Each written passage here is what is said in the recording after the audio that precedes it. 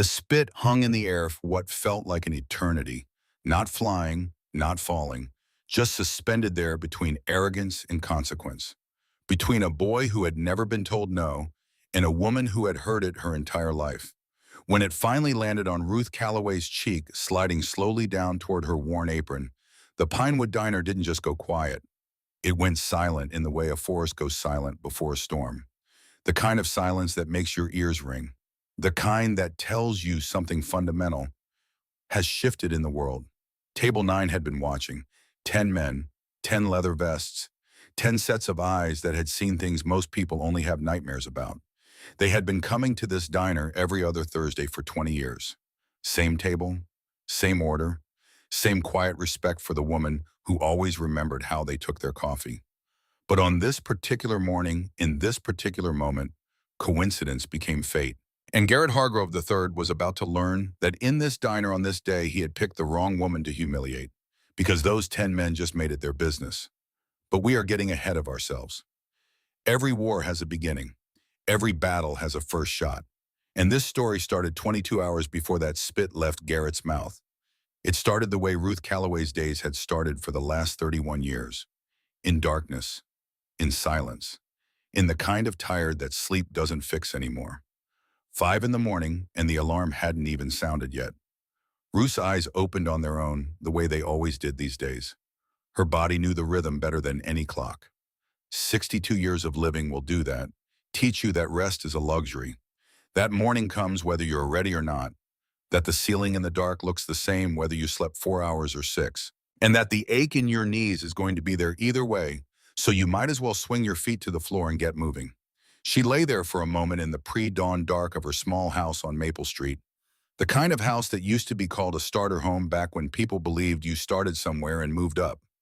Ruth had started here 38 years ago with her husband Walter.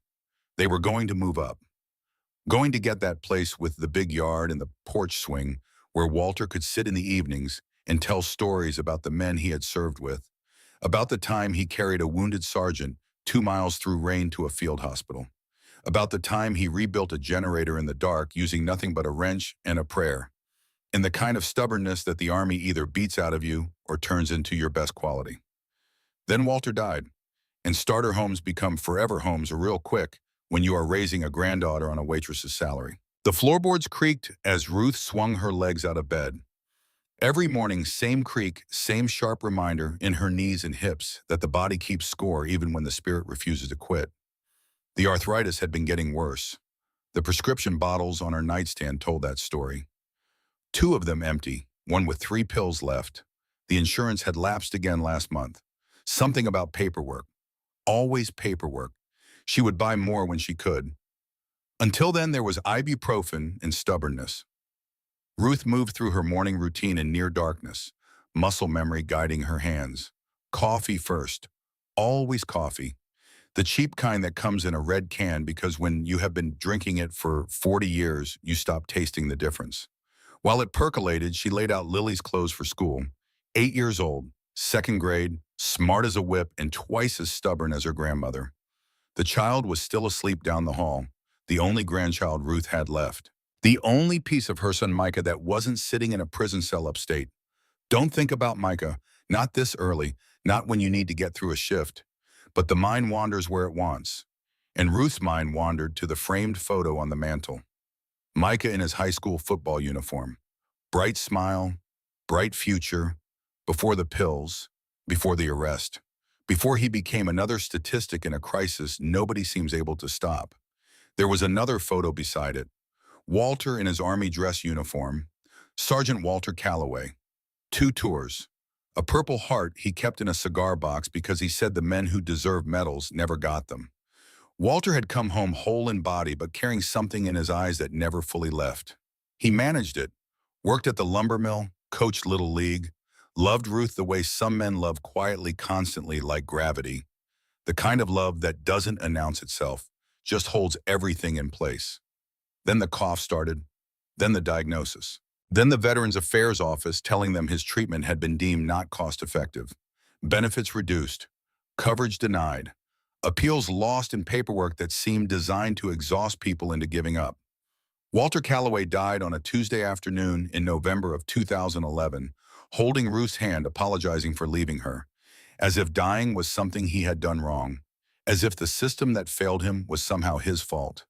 His last words were not dramatic, not cinematic. He said, "Take care of Lily Ruthie," and then he was gone. And the room was quieter than any room should ever be. Ruth had found the medical bills afterward, stacked in a shoebox under their bed. Walter had been hiding them. Hundreds of pages of denials and reductions and bureaucratic language that said in every possible way except plainly that Sergeant Walter Calloway's life was not worth the cost of saving it. She kept that shoebox, kept it the way you keep evidence of a crime you cannot yet name. Something about those papers had never sat right with her. The reductions had been sudden, unexplained. Other veterans at the VA hospital had told similar stories over the years. Benefits cut without warning, appeals that disappeared into a void, families left to choose between medication and groceries. But Ruth was a waitress, not a lawyer, not an investigator. She didn't have the tools or the time or the energy to fight a system built to outlast people like her. So the shoebox stayed under the bed, and the questions stayed unanswered, and life went on because it had to. Lily stirred as Ruth cracked eggs into a pan. "Grandma," small voice, "sleep thick. Morning, baby girl. You got another hour. Go back to sleep. Is Daddy coming home soon?" The egg sizzled. Ruth's hand didn't shake. Couldn't let it shake. Not for this question. Not for the 100th time she had answered it. "Soon, honey. He's getting better. You just focus on school." "Okay. Okay, Grandma. Soon." That word doing a lot of heavy lifting. Micah had 4 more years on his sentence. 4 more years of Lily asking. 4 more years of Ruth lying. But sometimes love looks like a lie that gets a child through the night. Sometimes love looks like scrambled eggs at 5:30 in the morning and a voice that doesn't crack when it says soon. 6:30 and Ruth's 1998 Honda Civic coughed to life in the driveway. Check engine light glowing like it had been for the past 8 months. The mechanic said it was the catalytic converter. Said it would be about $1,200 to fix. Ruth said she would think about it. She had been thinking about it for 8 months. The thinking wasn't the problem. The $1,200 was the problem. $1,200 was 6 weeks of groceries. $1,200 was 2 months of Lily's after-school program. $1,200 was the difference between keeping the lights on and sitting in the dark. The drive to Pinewood Diner took 11 minutes through the sleeping streets of Ridge Creek, Montana. Population 4,200. The kind of town where everybody knows your name and half of them know your business. Where the biggest employer is the lumber mill on the north side and the biggest dream is getting out.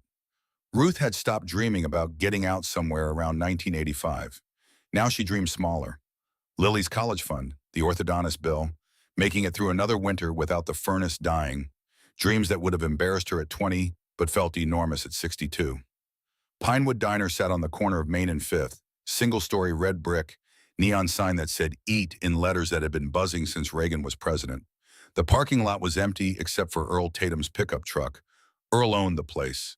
67 years old, former Marine. The kind of man who said Semper Fi unironically and meant every syllable. Ruth had been working for Earl for 31 years, longer than some marriages, longer than most careers.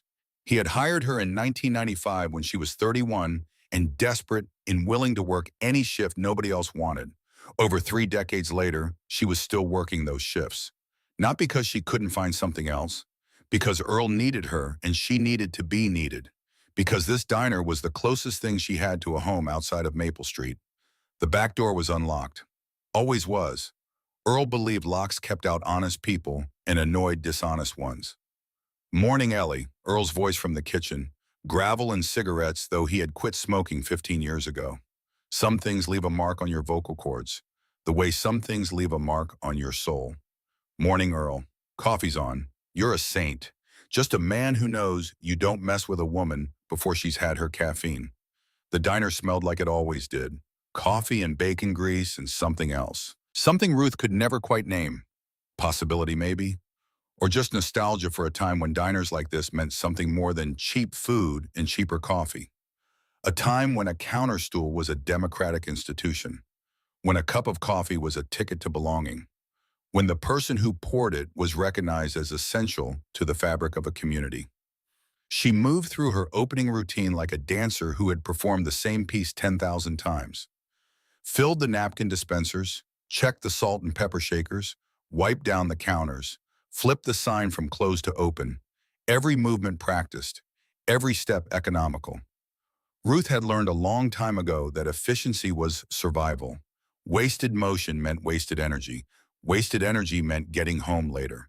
Getting home later meant less time with Lily.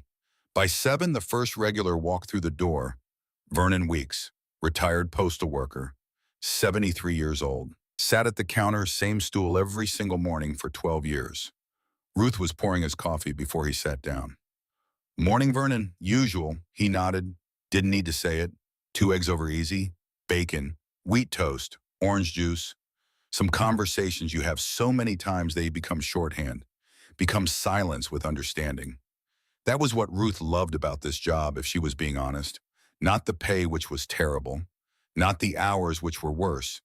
But the routine, the knowing, the way certain customers became fixtures, became family almost. The way she could pour coffee and know she had made someone's morning just a little bit better. Small victories. That is all life was after a certain age. String enough of them together and you called it a good day. 7:15 and the rumble started. Low at first, distant, like thunder rolling across the Montana plains, though the sky was clear and blue and wide enough to make you feel insignificant in the way only a Montana sky can. Then it grew, deeper, closer. The kind of sound you feel in your chest before you hear it with your ears. The kind of sound that makes dishes rattle in their racks and coffee cups tremble on their saucers. Vernon Weeks looked up from his newspaper. Earl stepped out from the kitchen. Ruth set down the coffee pot. Through the front windows they appeared. 10 motorcycles, Harley Davidsons every one, chrome catching the early morning sun like mirrors reflecting fire. They rolled into the parking lot in formation. Not aggressive, not chaotic, disciplined, military precise. The way men ride when they have ridden together so long, their bikes move as one organism. The Iron Covenant Motorcycle Club. That is what some people called them. The Brotherhood, that is what they called themselves. The patch on their vests told the story if you knew how to read it. An iron fist clenched around a gavel. The words stitched beneath, "Protect those who serve." The man who dismounted first was Boone Garrett, 61 years old, silver threading through his beard like wisdom earning its place. Eyes that had seen jungles and deserts and things civilians read about in newspapers but never truly understand. Eyes that had seen men die and economies collapse and governments lie and still managed to look for the good in things even when the world made that harder every year. They called him Hammer, not because he was violent. Boone Garrett had not thrown a punch in anger in over 2 decades. They called him Hammer because he was solid, unmovable. The kind of man who drove stakes into the ground and built foundations that lasted. The kind of man people turned to when the ground shook because they knew he wouldn't move. Behind him, 9 others swung off their bikes. Briggs Holloway, 59, they called him Wrench, owned 3 auto shops across the state, hands that could rebuild an engine blindfolded, hands that had held his daughter while she died of leukemia at 17. Those same hands could take apart a carburetor and put it back together in the dark, but they had trembled like a child's when they closed his daughter's coffin. Colton Reed, 60, doc to anyone who knew him, former Army medic, the kind of man who had seen enough blood that the sight of it didn't faze him anymore, but the waste of it made him angry. 22 years in the service, 3 deployments, a back full of shrapnel and a mind full of faces he couldn't save. Deacon Pratt, 58, Shepherd, they called him, retired Methodist minister, still preached sometimes at the VA hospital, still believed in redemption even when redemption seemed in short supply, still prayed with hands that had once held a rifle and now held a Bible, and understood that both were tools for the same purpose, protection. Then Maddox Kenner, 57, a former tank commander who now ran a Veterans Outreach Center in Helena. Then Gage Thorne, 62, who had lost both legs below the knee in Desert Storm and walked on prosthetics with a steadiness that shamed younger men. Then Rowan Phelps, 59, Barrett Suggs, 61, Lawson Draper, 55, and Pike Crenshaw, 60, each carrying their own scars, their own stories, their own reasons for riding. They filed into Pinewood Diner with the easy familiarity of men who had ridden together for decades, men who had bled together, buried friends together, built something together that was bigger than themselves. Table 9, always Table 9. It had become their spot over 20 years of Thursday morning breakfasts. The way certain people claim certain pews in church, sacred almost. Ruth appeared with a coffee pot and 10 cups balanced on a tray. That same warm smile she gave Vernon Weeks. The same one she gave every customer who walked through that door. "Morning, gentlemen, right on time." Boone nodded, studying her face for just a moment longer than necessary. He noticed something in Ruth's eyes that morning. A weariness he recognized. A heaviness he had seen before in people who were carrying more than they should. He had seen it in his mother's eyes before. The Iron Covenant had a rule, one they had lived by for 30 years, one that Boone had written it himself after Lorraine Garrett put a gun to her head in 1978. Watch how people treat service workers. It tells you everything you need to know about a person's character. That rule existed because of a memory Boone carried like a scar. He had been 13 years old, sitting in a booth at a diner not unlike this one, watching his mother work the morning shift, watching her pour coffee with hands that never stopped moving, watching her smile at customers who didn't bother to look up from their plates. Lorraine Garrett was 36 years old, single mother, 2 jobs, a smile that could warm a room and a spine that could hold up a building. She had raised Boone alone after his father left when Boone was 3, raised him on tips and overtime in the belief that hard work was its own kind of dignity. And then the man came in, expensive suit, gold watch, the kind of man who took up space in a room the way weather takes up sky. He sat in Lorraine's section, ordered steak and eggs, complained about the coffee, complained about the weight, complained about the temperature of the butter. Each complaint delivered with the casual precision of someone who had perfected the art of making another human being feel worthless. Lorraine absorbed it, the way she always did, the way women in service learn to absorb cruelty the way sponges absorb water, silently, completely, until they are too heavy to hold anymore. But that morning was different. That morning the man crossed a line. He grabbed Lorraine's wrist when she reached for his plate, twisted it, called her something that Boone would never repeat, something that reduced his mother from a human being to an object, to nothing. Nobody in the diner moved. Nobody spoke. Nobody stood up, including 13-year-old Boone Garrett, who sat frozen in his booth eggs going cold, watching his mother's eyes go empty in a way they never fully recovered from. The man was later charged with assault.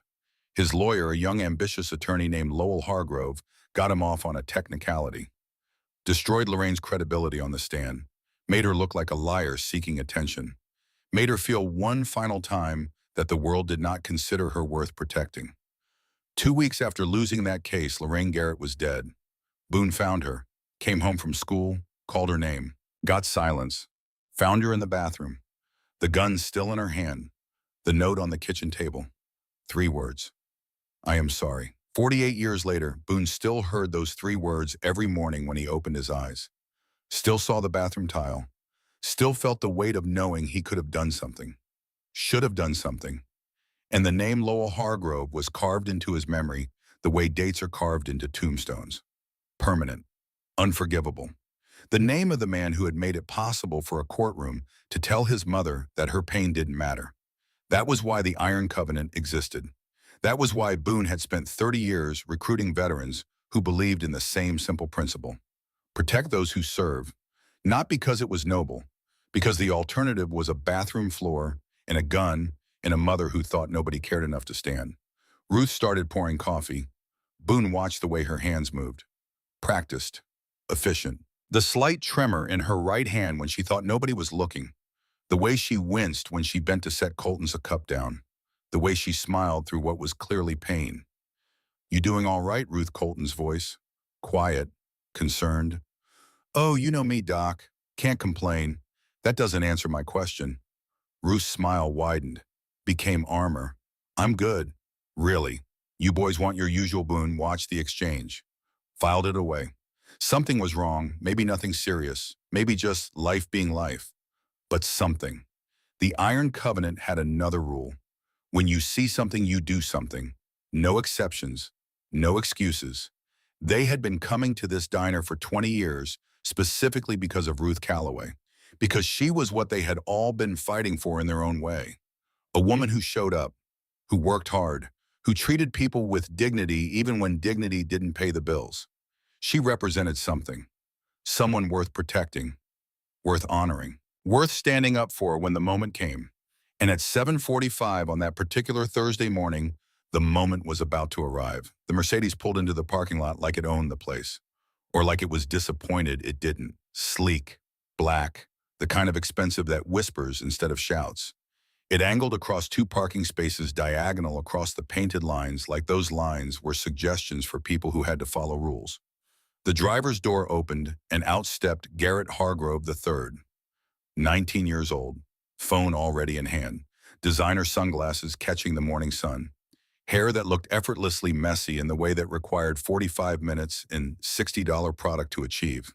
Clothes that cost more than Ruth made in a month, worn with the casual indifference of someone who had never checked a price tag.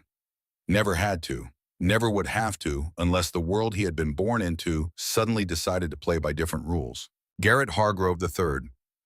That is what it said on his driver's license, on his credit cards, on the acceptance letter from Georgetown University that currently sat framed in his father's Senate office. G, his friends called him. The boys from prep school, the guys at the country club, the ones who had also never heard the word no without it being immediately followed by just kidding or I will handle it. Garrett Hargrove III was the kind of young man who had been raised to believe the world had been built for him, that other people existed to serve his convenience, that consequences were things that happened to other people, poor people, ordinary people, people who didn't have a senator for a father and a trust fund for a safety net. He was about to learn different. Garrett pushed through the door of Pinewood Diner without looking up from his phone, didn't acknowledge the other customers, didn't say good morning, just slid into a booth near the window and continued scrolling, his face illuminated by that blue glow, that anywhere but here light that told everyone in the room that wherever he was, he considered himself above it. Ruth approached with a menu and that same patient warmth she had shown everyone else this morning. Morning, honey, coffee to start. Garrett didn't look up. His thumb kept scrolling. Social media, something mindless, something more important than the human being standing next to him. Is it actually good coffee or that burnt diner garbage? Ruth's smile didn't falter. Couldn't afford to let it falter. Not if she wanted to keep this job. Not if she wanted to make rent this month. It's fresh. Made it 20 minutes ago. Whatever. Black. And I need a few minutes with the menu. He waved his hand, dismissive. The way you wave away a fly. The kind of gesture that says, you are not a person to me. You are an inconvenience. At table 9, Briggs set down his fork a little harder than necessary. Colton's jaw tightened. Deacon's eyes closed for just a second the way they did when he was asking God for patience instead of permission. Boone watched, said nothing. But he was watching. The way a man watches when he recognizes something familiar in the landscape. Something dangerous. Ruth returned with the coffee pot, poured carefully. Garrett took one sip and his face twisted like she had served him motor oil. This is what you call fresh. How long has this been sitting? Just made it like I said. Can I get you something else? You know what? Forget it. Just bring me egg whites. Whole wheat toast, dry. And I want fresh fruit, not the canned stuff, fresh. You understand the difference, right? The words were not just rude. They were calculated, each one designed to establish a hierarchy, to remind Ruth that he was up here and she was down there. It was a skill Garrett had perfected over 19 years of practice, the art of making people feel small without ever raising your voice or using obvious slurs. Just a tone, an implication, a question mark placed where it would cut deepest. You understand the difference, right? As if understanding the difference between fresh and canned fruit required a level of intelligence he doubted she possessed. Ruth wrote down the order. Her hand didn't shake. Couldn't let it shake.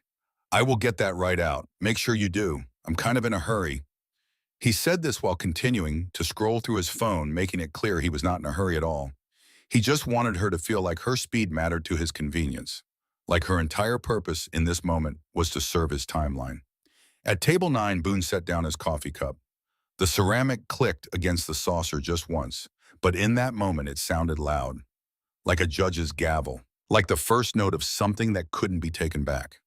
Briggs leaned back in the booth, arms crossed, the way a man crosses his arms when he is keeping his hands busy so they don't do something he might regret. Colton's knuckles had gone white around his fork. They had seen this before. All of them had. The way certain people treated others when they thought nobody important was watching.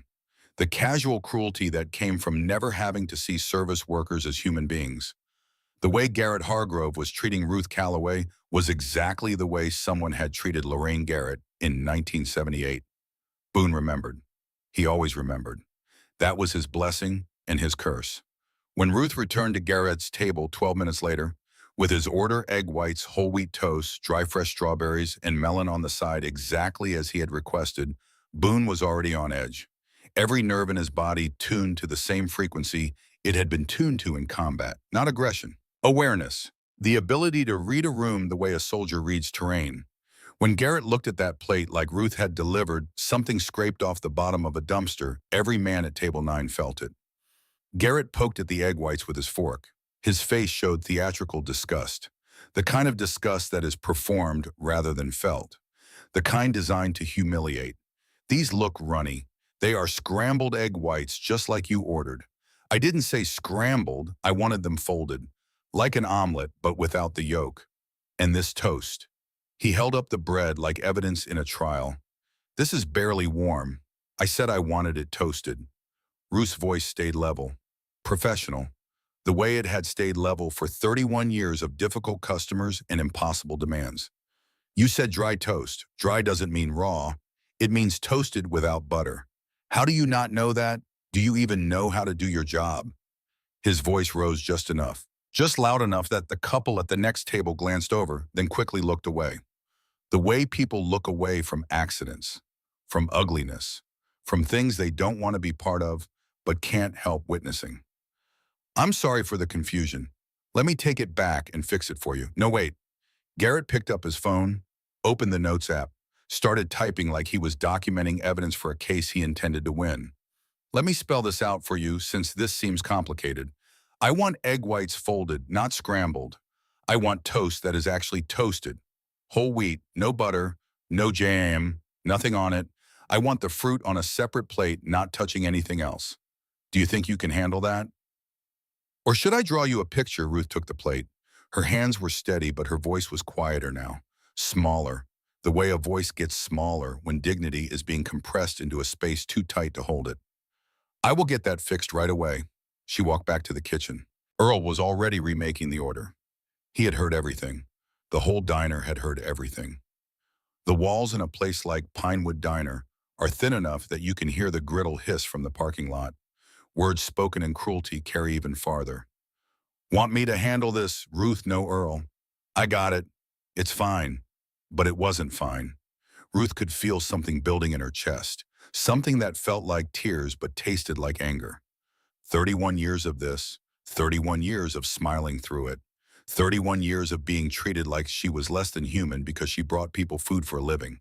Usually she could handle it. Usually she could let it roll off. Like water off the surface of something that has been rained on so long, it barely notices anymore. But this morning, with the arthritis screaming in her knees and the empty prescription bottles, and Lily asking when Daddy was coming home, and the check engine light, and the shoebox under the bed, and the 15 years of unanswered questions about why her husband had to die this morning, it was harder. This morning, the rain was finding cracks.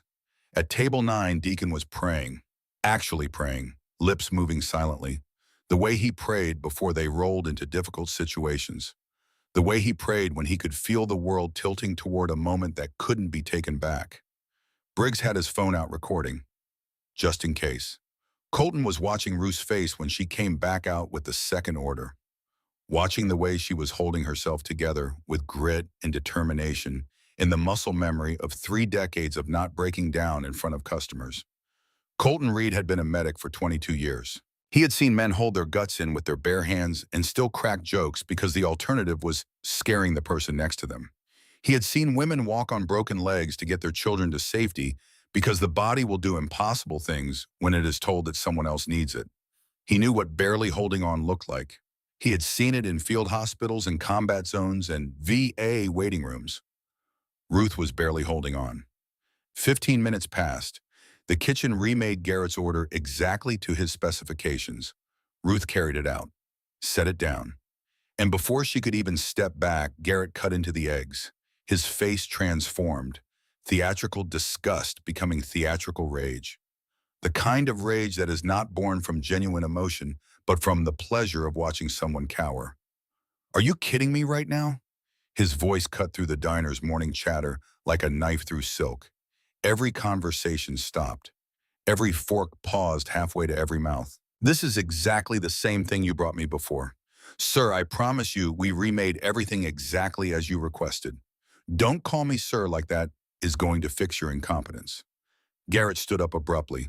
Suddenly he was towering over Ruth, 6 feet tall, athletic from tennis lessons and personal trainers, using every inch of that height to make her feel small, to remind her that in the hierarchy of the world as he understood it, he was above and she was below. Ruth Calloway was 5'4", 62 years old, running on 5 hours of sleep and the weight of a world that had not been kind, standing in the shadow of a 19-year-old boy who had never carried anything heavier than his own expectations. This is garbage. Absolute garbage. I don't know what kind of place you think you're running here, but this is unacceptable. He picked up the plate, slammed it down on the table. The crash echoed, eggs scattered across the formica, toast broke into pieces. Fruit rolled onto the floor. Strawberries and melon landing in a pattern that looked random but felt deliberate, felt like the aftermath of something. The diner went silent, not quiet, silent. The difference between those two things is a canyon. Quiet is the absence of noise. Silence is the presence of something else, something heavy, something that holds the room in place like gravity holds the earth. Ruth stood there frozen. For just a moment, the professional mask slipped. For just a moment, she was not a waitress. She was not an employee. She was not a function. She was just a tired woman being humiliated in front of everyone she had served for 3 decades. In front of Vernon Weeks, who she had poured coffee for every morning for 12 years. In front of Earl, who had given her a job when nobody else would. In front of 10 men who had made her feel for the first time in years like she mattered. Let me get you something else. Let you get me what another round of food poisoning. Garrett's voice dripped with contempt now. Each word chosen carefully. Each syllable designed to wound. He was enjoying this. That was the thing Ruth recognized. The thing that made it different from the usual rudeness. The usual impatience. He was enjoying watching her shrink. You know what your problem is? People like you think showing up and doing the bare minimum is worth something. This is why you work in a place like this. This is why you will always work in places like this. You are not good enough for anything better. At table 9, Briggs's knuckles went white around his coffee cup. Colton set down his fork with a click that sounded like a gunshot in the silence. Deacon stopped praying and started watching. Really watching. The way a shepherd watches when a wolf enters the field. Boone Garrett's entire body had gone still. The way a predator goes still before it moves. The way a man goes still when 48 years of memory come flooding back in a single moment. The expensive suit, the twisted wrist, the empty eyes, the bathroom tile, the gun, the note, I am sorry. But Ruth spoke first, her voice barely above a whisper. I apologize. I can offer you something else. Or if you'd prefer, there's no charge for your meal today. Do you know who my father is? Garrett's voice turned cold now.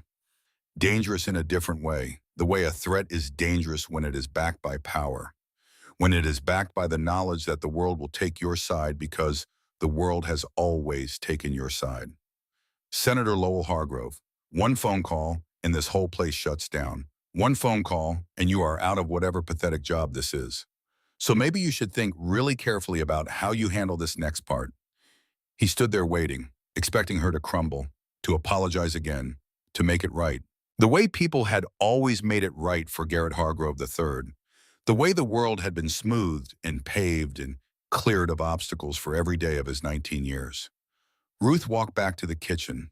Her hands were trembling now, not slightly, visibly. The tremor she had been hiding all morning was out in the open for anyone to see. Earl saw it, moved to intercept. Ruth, let me handle this. Let me throw him out. This is my place, and I don't have to serve anyone who treats my people like that. No, Earl, I got it. It's fine. But her voice cracked on the word fine, and everyone heard it. Earl heard it. The kitchen heard it. The walls heard it. She remade the order herself this time. Hands shaking, eyes burning with tears she refused to let fall. Because if she cried, she lost. If she cried, Garrett won. If she cried, every difficult customer for the last 31 years won. Every man who had snapped his fingers at her. Every woman who had complained about the temperature of her soup. Every teenager who had left a mess and no tip. Every person who had looked through her like she was made of glass. So she didn't cry. She made the eggs, toasted the bread, plated the fruit, and she walked back out there with her chin up and her shoulders back. Because Ruth Calloway had raised a son alone and buried a husband and was raising a granddaughter now. And she didn't quit. Not ever. Not when the furnace died. Not when the insurance lapsed. Not when Micah called from prison crying. Not when Lily asked about her grandfather and Ruth had to explain death to a 6-year-old. She set the plate in front of Garrett, stepped back, waited. He didn't even look at the food, just picked up his fork, took one theatrical bite of the eggs, chewed slowly like he was a food critic at some Michelin-starred restaurant instead of a spoiled child in a small-town diner. Chewing slowly because the slow chewing was part of the performance, part of the cruelty, making her stand there, making her wait for his verdict like her worth depended on it. Then his face contorted, exaggerated revulsion. This is disgusting. He dropped the fork. The clatter echoed in the silence. Absolutely disgusting. How many times do I have to tell you people how to do the most basic thing? He stood up, used his height, towered over her, and Ruth Calloway, 62 years old, survivor of poverty and grief and 3 decades of people like Garrett Hargrove, felt something inside her start to break. Not her resolve, not her dignity, her hope. That small kernel of hope that says tomorrow might be better. That says this job has meaning. That says treating people with respect might actually matter in the end. That small flame that had been flickering for years, barely alive, barely warm enough to feel. Garrett saw it, saw that crack forming, and like any predator, he went for it. You know what? His voice dropped. Quieter, more deliberate, more cruel. The kind of quiet that is worse than shouting because it is chosen. Because it means the person has thought about what they are doing and decided to do it anyway. I don't think you are worth the effort. And then he did it. He spit directly in her face, deliberately, with a kind of contempt that turns a human being into a target, a person into an object to be degraded. Not an impulsive act, a considered one. A statement that said, I see you and I have decided you are less than nothing. The diner froze. Every conversation stopped mid-sentence. Every fork paused halfway to every mouth. The coffee maker stopped gurgling. Earl, emerging from the kitchen, stopped mid-step. Time itself seemed to hold its breath. The clock on the wall behind the counter continued to tick, but nobody heard it. Nobody heard anything except the sound of their own shock. The sound of a line being crossed that could never be uncrossed. One human being had just decided another human being was beneath basic dignity, and 10 men at table 9 had just witnessed it. Ruth stood there, the spit slowly sliding down her cheek. Her hand came up, automatically reached for her apron to wipe it away, but stopped halfway, as if the hand itself couldn't believe what had happened, as if the body was still processing what the mind already knew. Tears formed in her eyes, not from pain, from humiliation, from the sudden crushing weight of being made invisible and then violated in front of everyone she knew, in front of Vernon Weeks, who she had served every morning for 12 years, in front of Earl, who was more like family than a boss, in front of 10 men who had given her the gift of feeling protected. From knowing she needed this job, needed the tips, needed to smile through this because Lily needed new shoes and the electric bill was due and the Honda needed fixing and she couldn't afford to fight back. Couldn't afford the luxury of outrage. Couldn't afford to be a person with feelings because the rent didn't care about her feelings. So she stood there, spit on her face, silence crushing down around her.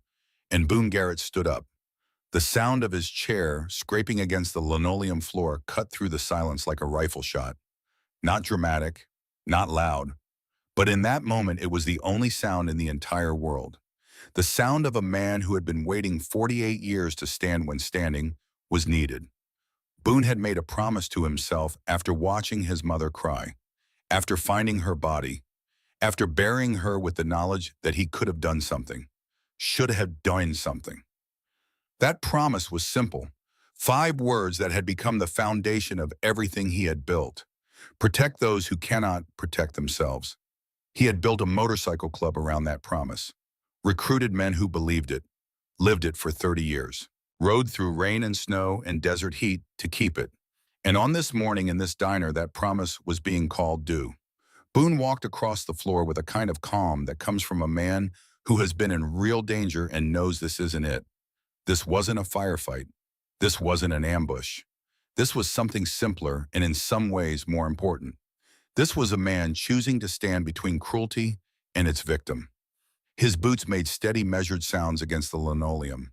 He wasn't rushing, wasn't posturing, just moving with purpose. The way a man moves when he has made a decision and nothing is going to unmake it. He stopped beside Garrett's table, close enough to be present, not threatening, not aggressive, just there. The way a wall is there, the way a mountain is there, something you cannot walk through no matter how important you think you are. His voice when it came was low and steady, the voice of a man who had given orders under fire and expected them to be followed. You are going to apologize to the lady. Garrett looked up from his phone. Confusion flickered across his face. Then he saw the leather vest, the patches, the silver beard, the eyes that had seen things Garrett couldn't imagine. And something like amusement crossed his features. The amusement of a child who thinks the rules don't apply to him. He actually laughed. Are you serious right now? You need to step back, old man, before you get yourself in trouble. Behind Boone, 9 chairs scraped against the floor in near unison. Briggs, Colton, Deacon, Maddox, Gage, Rowan, Barrett, Lawson, Pike. Standing up, not moving forward, not threatening, just present. A wall of leather and solidarity, and the kind of quiet authority that comes not from weapons or wealth, but from shared conviction. The only person in trouble here is you, son. Boone's voice didn't rise. Didn't need to. That woman deserves an apology, and you are going to give her one. Garrett stood up, puffed his chest, trying to reclaim the height advantage, trying to remember he was supposed to be the one with power here, trying to summon the confidence that had never failed him before because it had never been tested before. You know what I'm calling the police? This is harassment. You are threatening me. He pulled out his phone, waved it like a weapon. The weapon of his generation. The belief that documentation was power, that recording something made you the victim. My father is Senator Lowell Hargrove, and when he hears about this, you are going to wish you stayed in whatever hole you crawled out of. The Iron Covenant didn't move, didn't speak. They didn't have to. Their presence was the message. 10 men who had seen real violence and real sacrifice standing in a small-town diner, making it clear that this boy had crossed a line they weren't going to let him walk back from easily. For the first time in his 19 years of life, Garrett Hargrove III felt what actual consequences might look like. Not theoretical consequences, not the kind that come in the form of a reduced allowance or a stern conversation with a headmaster who owes your father a favor. Real consequences. The kind that live in the eyes of men who have buried friends and earned in their scars. His confidence wavered. His hand with the phone dropped slightly. But pride is a powerful thing, especially in young men who have never had to back down from anything in their lives. His jaw set, his shoulders squared. You think you scare me? You think some biker gang costume party is going to make me do anything? His voice rose, but there was a brittleness to it now, like ice cracking under weight. Like the sound something makes just before it breaks. I don't owe that woman anything. She is a waitress. She screwed up my order 3 times. If anything, she should apologize to me. Boone took a breath, the kind of breath a teacher takes before explaining something to a student who is not getting it, who might never get it. But you try anyway, because that is what teachers do. That is what fathers do when they haven't given up on the possibility that a boy can become a man. Let me tell you something about respect, son. His voice stayed calm, patient, even. We don't start trouble. We ride our bikes, we go to work, we take care of our families, but we finish disrespect, especially when it is aimed at people who can't defend themselves without losing everything they have. He gestured toward Ruth. She was still standing there, frozen. The spit now wiped away with her apron, but the stain of it still visible on her cheek, still visible in her eyes. The kind of stain that doesn't come out with soap and water. The kind that lives inside you. That woman has more dignity in her exhausted smile than you will have in your entire life, and you spit on her. In front of everyone, like she is nothing. She is nothing. The words came out before Garrett could stop them. Automatic, reflexive. The kind of thing you say when you have been raised to believe it so thoroughly you don't even question it anymore. The way you breathe without thinking about breathing. He believed it the way he believed in gravity. Then we have a problem. Boone's tone didn't change, but something in the air shifted. The temperature in the room seemed to drop. Something that had been possible, a peaceful resolution, a lesson learned through conversation, had just become less possible. Garrett moved toward the door, trying to end this on his terms, trying to walk away with some shred of control, the way he had always walked away from things, with his back straight and his phone in his hand, and the certainty that someone else would clean up whatever mess he left behind. But as he approached the exit, he found his path blocked. Not aggressively, not threateningly. Briggs and Colton were just standing there near the door, existing in the space Garrett needed to occupy. Two men in their 60s who looked like they had nothing in the world to do except stand exactly where they were standing for exactly as long as they felt like standing there. "Excuse me," Garrett's voice tight. They didn't move. Behind the counter, Earl Tatum picked up the phone. His hand shook slightly as he dialed. But it wasn't the police he was calling. It was someone else. Someone who needed to know that his son had just crossed a line there was no coming back from. Garrett turned back to the room. 10 bikers, one waitress still frozen by table 7, a diner full of witnesses, and for the first time in his 19 years, nowhere to run. "Fine, fine, I apologize." "Okay." Happy, the words came out flat, perfunctory, the kind of apology that means nothing because it costs nothing, because it is not an apology at all. It is a transaction, a toll paid to get through a gate. Boone shook his head slowly.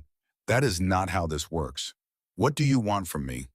I want you to understand what you did. I want you to feel it. And I want you to learn from it."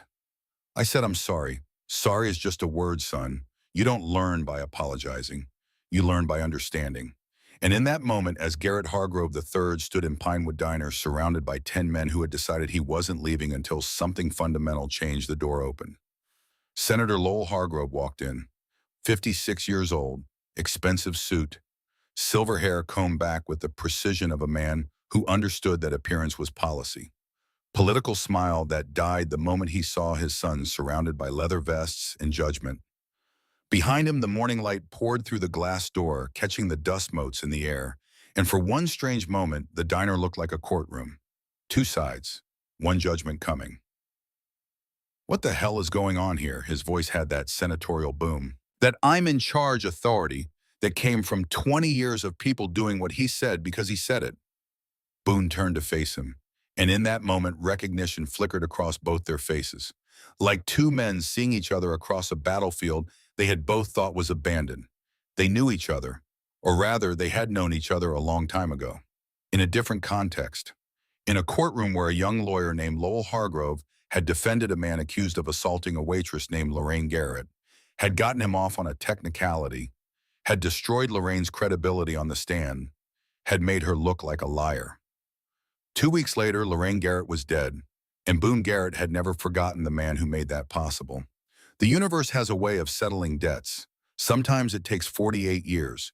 Sometimes it settles them all at once in a diner on a Thursday morning with 10 leather vests and a coffee pot and a woman with spit drying on her cheek. "Senator," Boone's voice was perfectly neutral, "your son just assaulted one of my friends. That is ridiculous."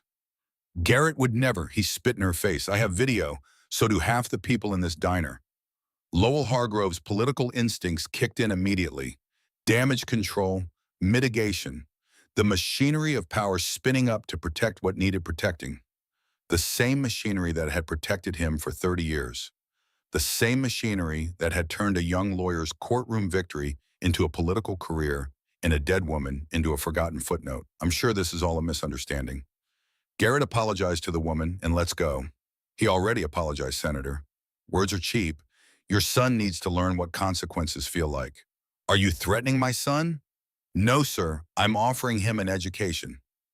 The two men stared at each other. 48 years of history hanging between them. A dead woman neither of them could forget.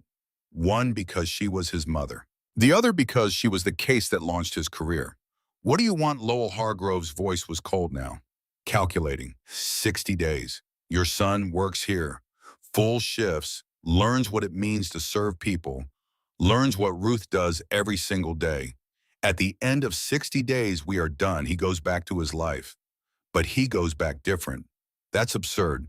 I'll have my attorneys here within the hour. You'll what Senator sue us, go ahead. We have got video of your son assaulting a 62-year-old woman. Wonder how that plays in an election year. Wonder how it plays when I send it to every news outlet in the state. Wonder how it plays when the people who vote for you see your son treating a working woman like she is subhuman. Lowell Hargrove's jaw clenched.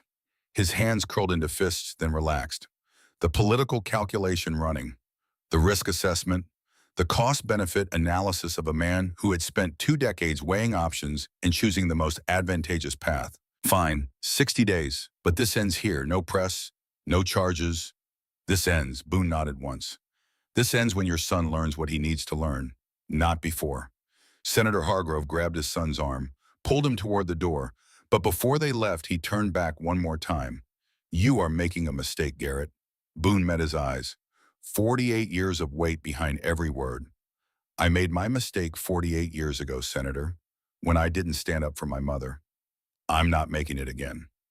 The door closed behind them. The Mercedes roared to life, pulled out of the parking lot, gravel spitting from expensive tires. The diner stayed silent for another moment, processing, absorbing, understanding that something fundamental had just shifted. Then Earl started clapping, slow, deliberate, one man showing respect. The sound of his weathered palms meeting was barely louder than a heartbeat, but in the stillness of that diner, it carried the weight of 31 years of watching Ruth Calloway work harder than anyone he had ever known. Vernon Weeks joined in, then the couple at table 3, then the trucker at the counter who had been quietly eating his hash browns, then everyone. A small diner full of regular people showing Ruth Calloway what Garrett Hargrove had never understood. That dignity is not given, it is claimed, and sometimes it is defended. Ruth stood there, tears finally falling, but not from humiliation anymore, from something else, something that felt like being seen, like mattering, like 31 years of invisible work suddenly becoming visible to every person in the room. Boone walked over to her gently, carefully, the way you approach someone who has been hurt, the way you approach a person when you understand that the hurt goes deeper than the moment. You okay, Ruth? She nodded, couldn't speak yet. You didn't deserve that, any of that. Thank you, barely a whisper. Nothing to thank me for. That is just what family does. And Ruth Calloway, who had been alone for so long, she had forgotten what it felt like to have people stand with her, finally understood. She wasn't alone anymore. The Iron Covenant had made her their business. And they didn't quit. Not ever. She wiped her eyes, straightened her apron, picked up the coffee pot, and went back to work. Because that is what Ruth Calloway did. She showed up, she endured, and she kept going. But something had changed, not just in the diner, not just in the eyes of the people who had witnessed what happened. Something had changed in Ruth. A small flame that had been dying for years, smothered under grief and exhaustion, and the weight of a life that never got easier had been fanned back to life. Not hope exactly, something harder, something with teeth, resolve. Because late that night, after the shift was over, and Lily was asleep and the house was quiet, Ruth pulled the shoebox out from under her bed. Walter's medical records, the denied claims, the reduced benefits, the paperwork that said her husband's life wasn't worth saving. She spread them across the kitchen table. Read them again. Really read them. And for the first time, she didn't just see bureaucratic language and confusing codes. She saw a pattern. Benefits reduced across the board in 2009. Multiple veterans affected. Appeals routed to the same office. Denied by the same department. She found a yellow legal pad in the junk drawer, started writing down dates, amounts, claim numbers, the name of the department that had denied Walter's appeals. She worked for an hour, maybe more. The kitchen clock ticking past midnight. Her handwriting was careful and precise, the same handwriting that had filled order pads for 3 decades. The same handwriting that had signed Walter's death certificate. When she finally stopped, she had 3 pages of notes. Questions she didn't know how to answer yet. Connections she couldn't quite see. But it was a start. She set the shoebox on the kitchen table instead of under the bed, where she could see it every morning, where it would remind her that some debts don't disappear just because you stop looking at them. Ruth Calloway was done waiting for someone else to ask the questions that needed asking. Tomorrow she would start looking for answers. 3 days later, Garrett Hargrove III pushed through the back door of Pinewood Diner at 5:45 in the morning, wearing borrowed non-slip shoes that didn't fit quite right and an apron that smelled like someone else's shift. The sky was still dark, the kind of dark that makes you question every decision that led you to this moment. The kind of dark where the only sound is your own breathing and the distant hum of a town that is still sleeping. Garrett had never been awake this early in his life, not voluntarily, not for something that mattered. But here he was, because his father had made it very clear that refusing was not an option, not with an election 8 weeks away, not with video footage of his son spitting on a 62-year-old woman potentially 1 click away from going viral. Earl Tatum was already in the kitchen, 67 years old and still the first one in, still firing up the griddle, still brewing the first pot of coffee like he had been doing for 40 years. Morning, Earl's voice. Gravel and assessment. Morning, Garrett's voice. Resentment and exhaustion. Ruth will be here in 15 minutes. She is going to train you. You listen to everything she says. You do everything she tells you. You got questions, you ask. You got attitude, you swallow it. We clear crystal. Good. Coffee's over there. Help yourself. You are gonna need it. Garrett poured a cup, tasted it. It was terrible. The same burnt diner garbage he had complained about 3 days ago. But this morning it was the only caffeine between him and complete collapse. So he drank it. Funny how perspective changes when you are the one who needs something. Ruth arrived at 6 exactly, same worn Honda Civic coughing into the parking lot, same careful walk to the back door favoring her left knee, same quiet efficiency as she tied her apron and checked the dining room setup. She saw Garrett standing by the coffee pot. Their eyes met. Neither spoke for a long moment. What do you say to someone who humiliated you? What do you say to someone you humiliated? There is no script for that, no manual, no chapter in any book about how 2 human beings navigate the space between shame and survival. Morning, Ruth's voice, professional, careful. Morning, Garrett's voice, uncertain. Something that might have been shame if he knew what shame felt like. Earl says you are here to learn, so let's get started. No warmth, no coldness. Just the voice of a woman who had been given a mom and was going to do it because that is what Ruth Calloway did. She showed up, she did the work, even when the work meant training the person who had spit in her face. The first hour was set up. Ruth showed Garrett how to check salt and pepper shakers, how to fill napkin dispensers, how to wipe down tables so they didn't streak, how to arrange the condiments in the specific way that had been the same since 1995. Tasks that seem mindless until you realize they had to be done perfectly every single morning before a single customer walked through that door. Why does it matter which way the ketchup bottle faces, Garrett asked. Not antagonistic, genuinely confused. Because Mrs. Henderson sits at table 4 every Tuesday and Thursday. She has arthritis in her right hand. If the ketchup bottle faces left, she can grab it easier. Small things matter, G. Small kindnesses add up. G. She had called him G, not Garrett, not you, not the Hargrove boy, like he was a person, like he had a name worth using. It was such a small thing, but it landed somewhere deep, in a place he hadn't known existed until that moment. By 7, the diner was open. By 7:15, Vernon Weeks walked through the door and sat at his usual stool. Your turn, Ruth handed Garrett a coffee pot. Go pour Mr. Weeks his coffee. Just like that, just like that. Left hand under the pot, right hand on the handle. Pour smooth, don't fill it all the way to the top. Leave room for cream. Garrett walked over. The coffee pot felt heavier than it should, or maybe his hand was shaking. Maybe both. Morning, Mr. Weeks. Coffee Vernon looked up, recognized him. Garrett saw it happen, saw the moment this retired postal worker remembered the scene from 3 days ago, saw judgment in form. You the Hargrove boy. Not a question, a statement. Yes, sir. You here to learn, or you here because Daddy made you? Garrett opened his mouth. The automatic lie was right there, the easy answer that would smooth this over. But something stopped him. Maybe exhaustion. Maybe the way Ruth was watching from across the room. Maybe something he couldn't name yet. Both, I think. Vernon studied him for a long moment, then held out his cup.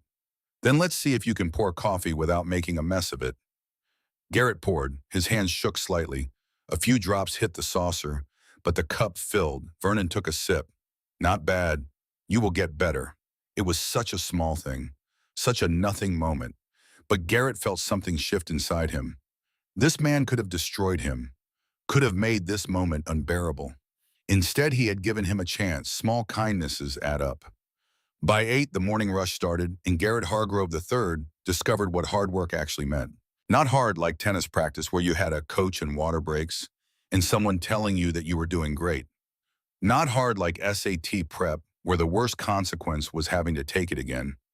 Hard like your feet hurt and your back aches and you have been moving nonstop for 2 hours and there are 4 more hours to go and you cannot sit down because there are people waiting and they don't care that you are tired. Hard like real life. Table 6 wanted their eggs over easy, but they came out over medium, and Garrett had to walk back to the kitchen and ask Earl to remake them. Earl didn't say anything, just cracked 2 new eggs and started again. And Garrett felt the weight of wasting food, wasting time, wasting this man's effort because he hadn't listened carefully enough. Table 9 ordered hash browns crispy, but Garrett wrote down well done. And the kitchen made them too hard.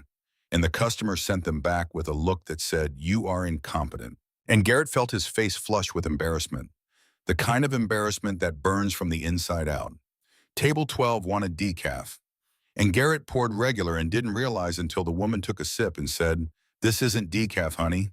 And Garrett had to apologize and explain and bring a new cup. And the woman was kind about it. But kindness somehow made it worse because he didn't deserve kindness.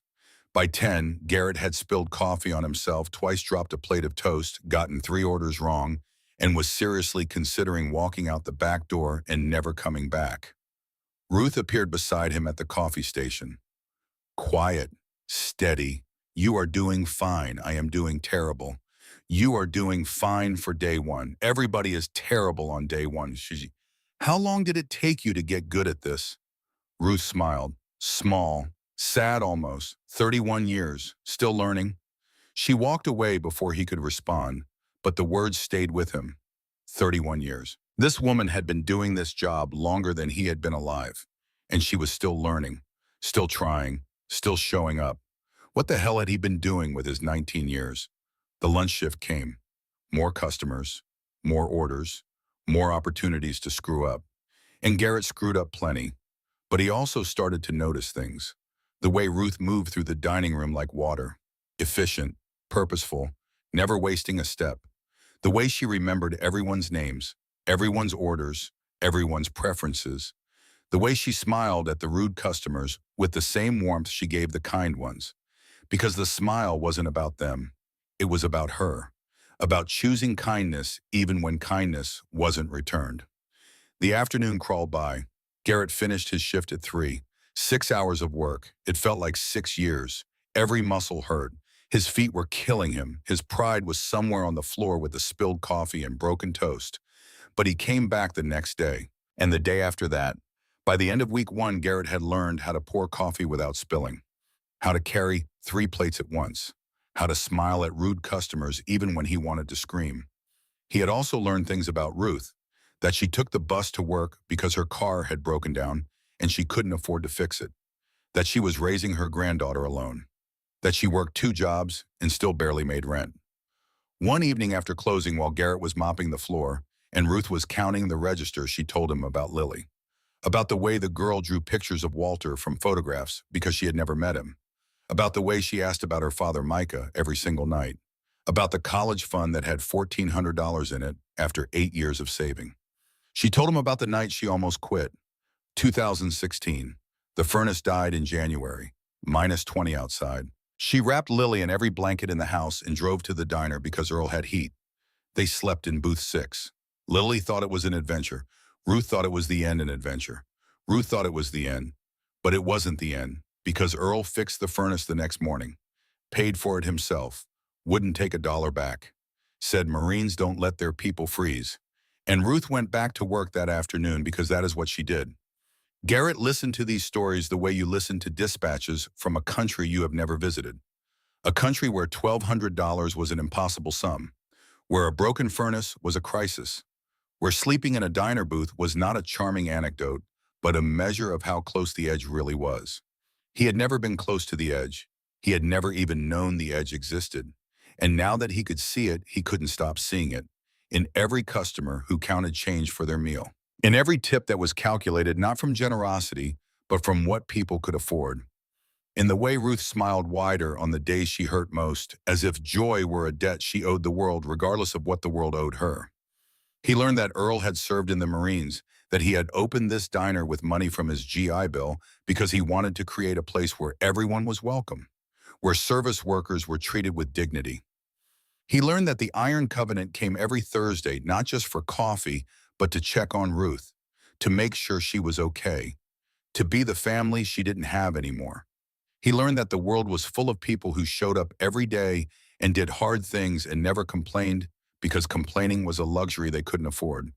And he had learned that he had been one of the people making their lives harder. Week 2 started the same as week 1, 5:45 in the morning. Borrowed shoes, Ruth's patient instruction, the morning rush, the mistakes, the small improvements. But on Thursday of week 2, everything changed. The Iron Covenant rolled into the parking lot at 7:15. Same as always. 10 motorcycles, same formation, same ritual. They walked into the diner and saw Garrett behind the counter pouring coffee for Vernon Weeks. Boone Garrett stopped. The 9 men behind him stopped. For a moment, nobody moved. Then Boone nodded. Once. Small. Almost imperceptible. It wasn't approval. It was acknowledgement. You are still here. You are still trying. Morning Hammer. Garrett's voice. Uncertain but genuine. Morning G. Coffee ready. Yes, sir. Just made it? Then let's see what you got. Garrett approached table 9 with a coffee pot and 10 cups. His hands didn't shake this time. Or if they did, he controlled it better.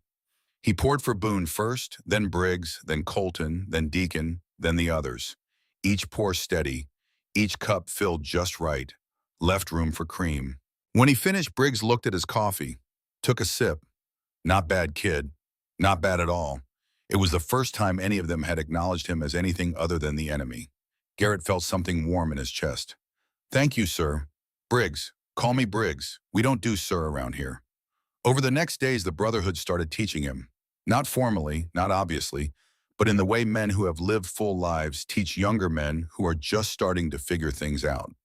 Briggs showed him how to fix the diner's broken ice machine, taught him that most things that seem complicated are just a matter of patience and the right tools, that knowing how to fix things with your hands gives you a different kind of confidence than money ever could. See this? Briggs pointed to a loose belt. Whole machine is down because of one small part. Life is like that. Small things matter. Take care of the small things. The big things take care of themselves. Colton, the former medic, showed him basic first aid, how to wrap an ankle, how to treat a burn, how to stay calm when someone is bleeding. Panic kills more people than injuries, Colton said. You learn to control your fear. You can save lives. You let your fear control you. You become part of the problem. Deacon, the retired minister, taught him something different, something harder. You know what repentance is, G? They were cleaning up after the lunch shift. Garrett was scrubbing tables. Deacon was sweeping, saying, you are sorry. No, that is apology. Repentance is changing direction.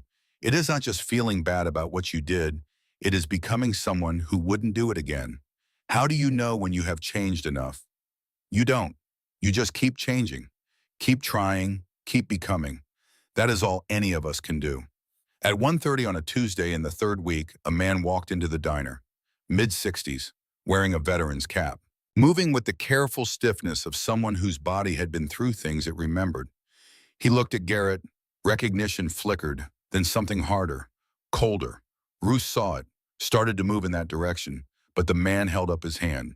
I got table 7, Ruth. I want the boy. Garrett walked over. Something in his chest tightened.